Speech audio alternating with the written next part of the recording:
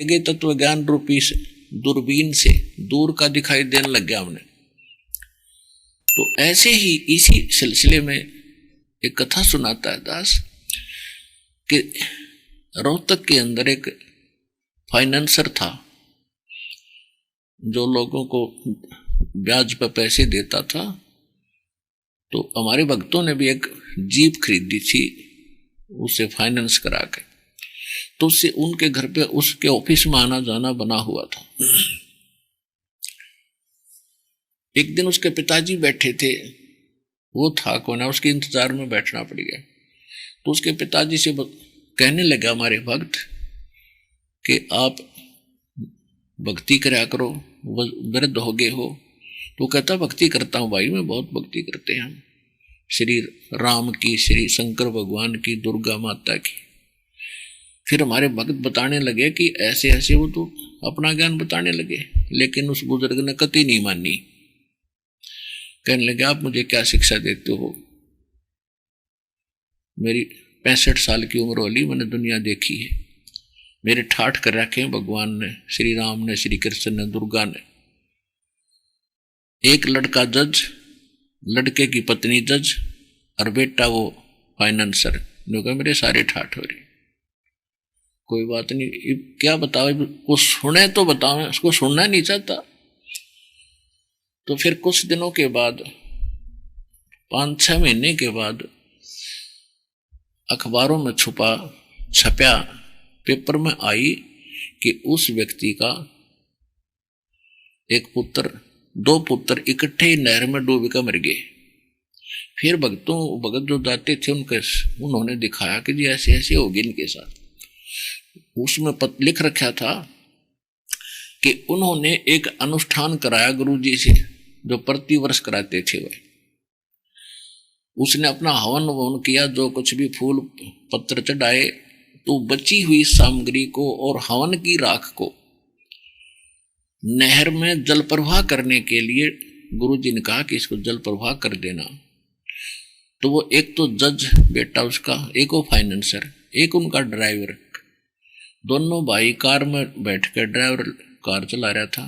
तो उस सामग्री को जल प्रवाह करने गए एक JLN जवाहरलाल नेहरू कैनाल है, रोहतक से दिल्ली की तरफ चलते हैं 1.5-2 किलोमीटर रोहतक से, और वह बहुत लंबी चौड़ाई खूब है, उसका स्लोप गड़ा है, पक्की बनी हुई है। तो उन्होंने बाहर खड़ा होकर के जो बांध रखे थे कपड़े से में, और वो खोल के ऐसे फेंकना चाहा, वो पटड़ी पर गिर गए, जल में ना गिरे, उसमें पानी कुछ कम था। तो उन्होंने सोचा कि इसको हाथ से थोड़ा नीचे कर देते हैं। एक भाई ऊपर खड़ा था और उसको हाथ पकड़वा के नीचे को सरका के मैं हाथ से इसको नीचे कर देता हूं पानी में, और वो पानी उसका पैर स्लिप गया। ऊपर वाला भाई भी साथ है, और दोनों उस दरिया में गिर गए। 3 दिन में लाश पाई उनकी। अब चाट ले उस दुर्गा ने, चाट ले उस राम ने। अब कहाँ गया वो सुख? वो साधना करते करते उसी के उपलक्ष्य में मारा गया। तो परमात्मा कहते हमरा ज्ञान किने ना सुनिया, ये पर भी लेन जात है दुनिया। अब जो बुजुर्ग उस दिन ये कह रहा था कि मेरे जैसा सुखी नहीं, उस दिन वो ये कह रहा था मेरे जैसा दुखी संसार में नहीं। तो जब तक हम सत भक्ति नहीं करेंगे तो हम ऐसे काल के जाल में फंस कर अपना जीवन नाश कर जाएंगे, क्योंकि ज्ञान के बिना भक्ति ना बदल सकती ना बन सकती। अब जैसे गीता अध्याय नंबर 4 के श्लोक नंबर 33 में कहा कि अर्जुन, इस धर्म यज्ञ की बजाय ज्ञान यज्ञ श्रेष्ठ है। धर्म नहीं, यानी दर्व यज्ञ की बजाय ये ज्ञान यज्ञ श्रेष्ठ है, श्रेयकर है। वो कैसे है कि जैसे हम धन से, कोई भी अनुष्ठान होता धन से ही होता है। कहीं पर भंडारा कर दिया, या कोई कंबल बांट दिए, कि तो पशुओं का चारा डलवा दिया, पक्षियों को दाने डाल दिए, और कोई धर्मशाला प्याऊ बनवा दी। कहते हैं पहले तू ज्ञान सुने, और ज्ञान सुनकर फिर धार्मिक अनुष्ठान करे। गुरु बिन माला फेरते, गुरु बिन देते दान, गुरु बिन दोनों निष्फल हैं, चाहे पूछो वेद पुराण।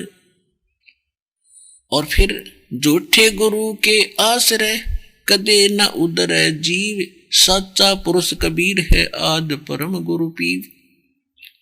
कि झूठे गुरु से भी बात नहीं बने और शास्त्र विरुद्ध साधना करने वालों का भी कहीं ठिकाना नहीं है।